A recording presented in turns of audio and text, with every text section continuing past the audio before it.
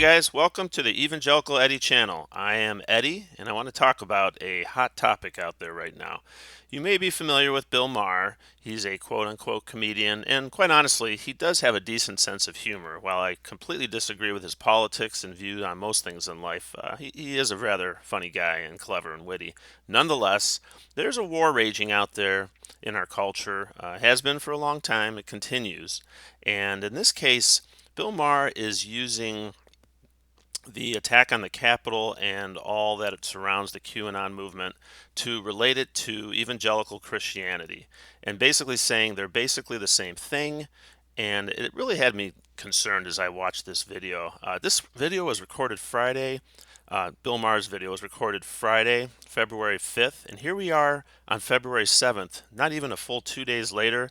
It has over 1 million views on YouTube. So we can easily say, who cares? This guy's an idiot and, he's not important. Well, he's important enough to 1 million people already watching his video in 2 days. So that tells me that's something we should look at and at least try to understand what's going on. So I want to break down some of the comments he made Friday night regarding Christianity, and also want to know what you guys think. How would you answer Bill Maher's accusations of Christianity in these videos, and what do you think about my responses? So here we go. And finally, new rule, as long as we're going to go to the trouble of another impeachment trial, we might as well be honest about what it's really about. The events of January 6th were a faith-based initiative, and Trumpism is a Christian nationalist movement that believes Trump was literally sent from heaven to save them. It's right there in Senator Tommy Tuberville's campaign ad. God sent us Donald Trump because God knew we were in trouble. Okay, so here we go. First thing he points out is a senator saying, God sent us Trump. Did God send us Trump? Well, see, when we word things that way, it's easily taken out of context. Romans 13, verse 1 says, Let everyone be subject to the governing authorities, for there is no authority except that which God has established. The authorities that exist have been established by God. So, in general, God is sovereign over all things on earth. And so, did he establish Donald Trump as president? Well, we could certainly look at it that way. Did he establish Hitler, though? This is where we get off the rails on this conversation. God is sovereign over all things, but there is free will involved with man on earth, and there's an interplay that goes on there that we're not going to get into in this video. I have other videos that broach that topic. But the point is, we just got to be careful with our words, is what my takeaway is here, because they're getting to be used against us now as Christians. It's fun to laugh at QAnon with the baby-eating lizard people and the pedophile pizza parlors, but have you ever read the book of Revelations? Yeah, that's... Okay, I know I'm going to get a little petty here, or a lot petty. It's the book of Revelation. There's no S at the end. He calls it the book of Revelations as he starts making fun of it. He doesn't even pronounce it the way that it's shown on the screen. I know. Nothing. It's not really important to our conversation, but I just couldn't help myself. That's the Bible. That's your holy book, Christians. And they've got 7-headed dragons and locusts that have the face of men and the teeth of lions and other stuff you only see after the guy in the park sells you bad mushrooms.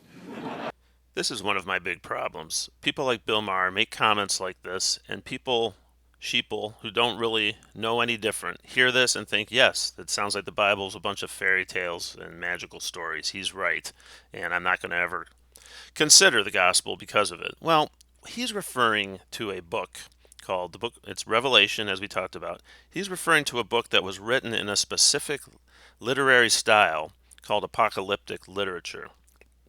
It was actually a genre at the time of the early Christians, when the Bible was written, when the New Testament was written, and it's basically intended to be symbolic. All the words have symbolism to them. There's a number of reasons why it's done. The two main reasons we consider as Christians as to why John wrote the book of Revelation.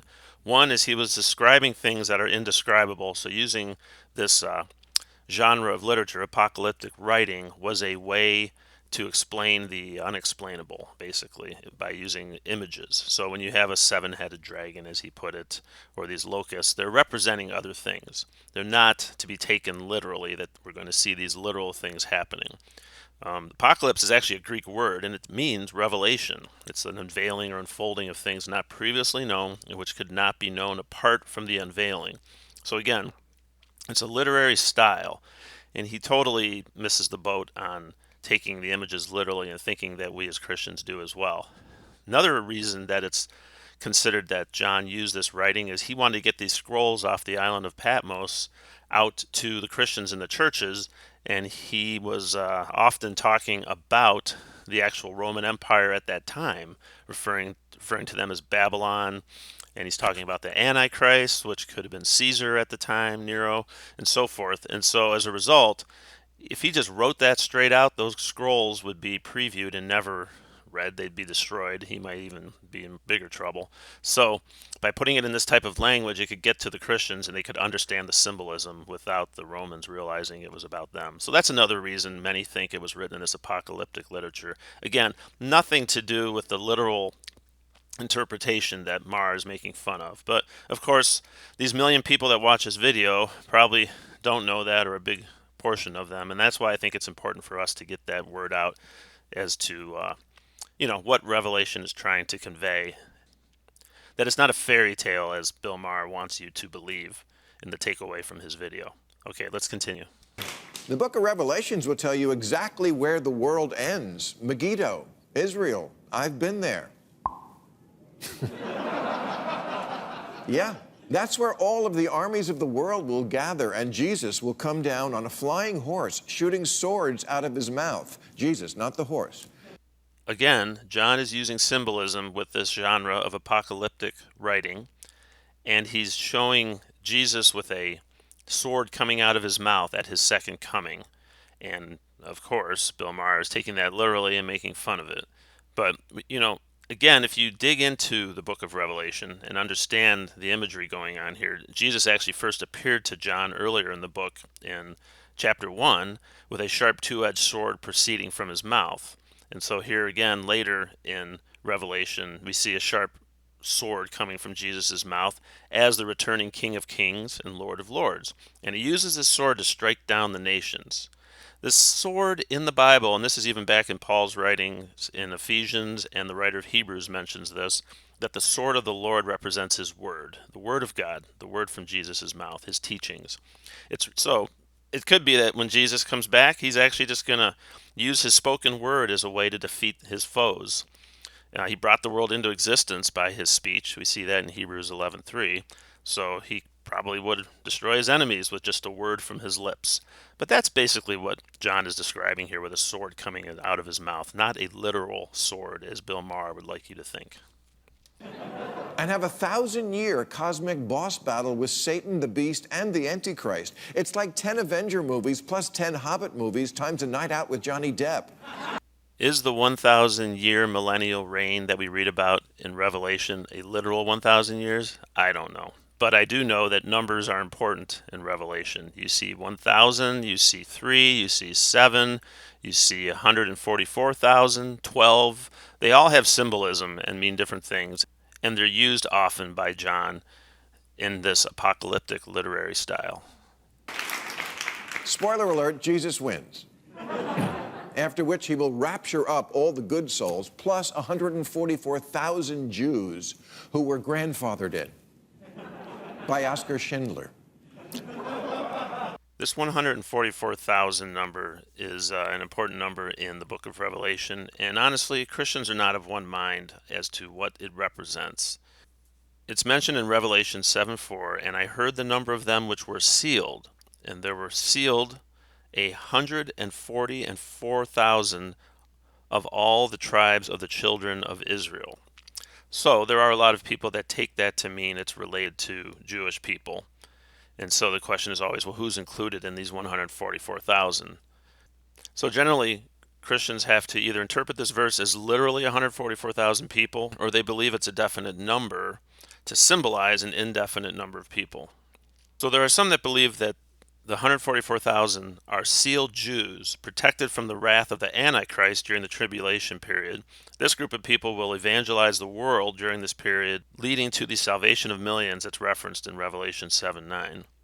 However, elsewhere in Revelation 12 is utilized to symbolize completeness, perfection, and God's power. And it's actually throughout the Bible. If you take the 12 tribes of Israel, 12 disciples of Jesus, multiply it times the 1,000 number of perfection, you get 144,000. Again, this is the problem with taking numbers literally from Revelation, because there is usage for symbolism. And I believe this 144,000 is a symbol of all believers of all times in the Old and New Covenants. The 12 representing the Old Testament Jews, the 12 representing the New Testament disciples, and times 1,000 just covering us all. This number 1,000 is also figuratively used in the Old Testament. God increased the number of the Israelites 1,000 times. God keeps his covenant to 1,000 generations. Those are both in Deuteronomy. In the Psalms, God owns the cattle on 1,000 hills. So this number 1,000 is definitely an important number throughout the scriptures. I could also get into what the Jehovah's Witnesses believe about 144,000, and I could spend a whole nother hour probably talking about this topic. But the point is, Bill Maher is focused on that number here, like he is in the other images, in a literal way, and is using it to mock Christians. And we need to understand what these numbers mean so that we can challenge and answer questions when people like Bill Maher bring these things up about the book of Revelation. Please, magical religious thinking is a virus, and QAnon is just its current mutation.